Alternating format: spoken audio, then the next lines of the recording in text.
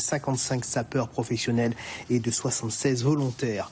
Au chapitre politique, la région a approuvé le décret de création de l'Université Guyane. Décision unanime prise ce matin en séance plénière. Les élus régionaux ont émis des réserves sur la gouvernance de cette future université ainsi que sur le manque de visibilité en termes de coopération régionale. Jacques Constant d'Ambrobe et Alfonso Martinez. De manière unanime, les conseillers régionaux ont donné un avis favorable au projet de décret du gouvernement portant création de l'Université de Guyane. Un texte qui leur semble tout de même imparfait, d'abord parce que le président est nommé pour 5 ans par le ministre de l'Enseignement supérieur et de la Recherche.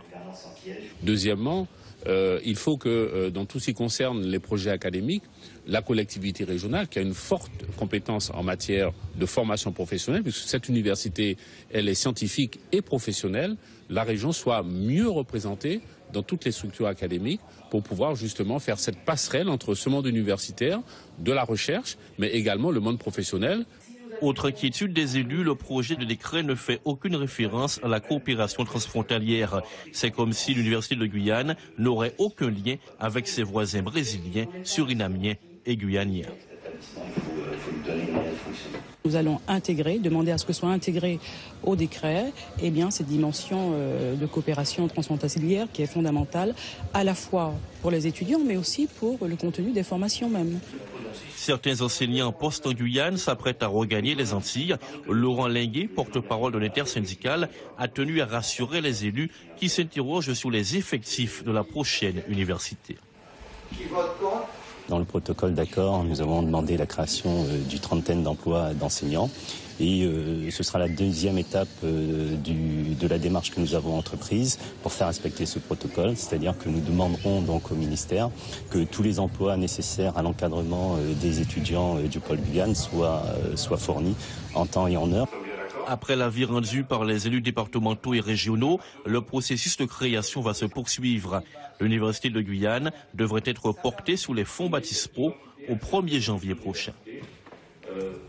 Vous le voyez, cela bouge sur l'échiquier universitaire alors que la Guyane poursuit son échappée solitaire. La Martinique veut maintenir le statu quo.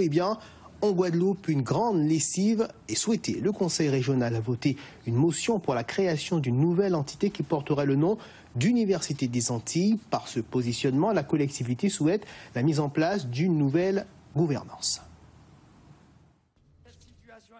Nous sommes favorables à la création d'une université des Antilles de plein exercice avec une large autonomie des pôles universitaires de Guadeloupe et Martinique. Dans cet extrait de la motion du Conseil régional de Guadeloupe réuni en assemblée plénière le 20 juin dernier, c'est la notion de création d'une université qui fait débat. Jusqu'ici, même la secrétaire d'État à l'enseignement supérieur n'y avait jamais fait allusion. Le gouvernement partage votre souhait de maintenir une université unique des Antilles. Cette solution correspond d'ailleurs aux attentes de toutes les forces vives de l'université. Que cache la création d'une université des Antilles évoquée dans cette motion alors que seule était prévue la transformation de l'UAG en UA, la Guyane ayant obtenu une université de plein exercice? En fait, elle écarterait clairement l'hypothèse de conserver Corinne Mancé-Caster à la tête de la future université.